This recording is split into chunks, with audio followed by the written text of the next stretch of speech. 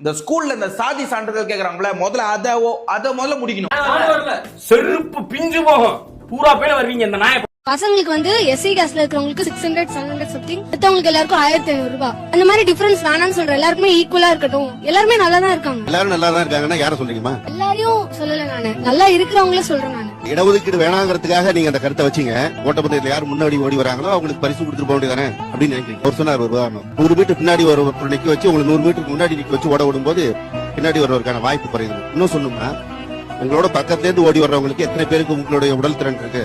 சில பேருக்கு பார்வையில்லாதவங்க கூட ஓடி வர வேண்டிய நிலைமை இருக்கு. ஓடி வர முடியாத கால் ஊனமுற்றவங்களும் கூட ஓடி வர வேண்டிய நிலைமை. அதாவது இது சொல்றதுக்கு உதாரணம், அது போல வீக்கர் செக்ஷன் இருக்கு.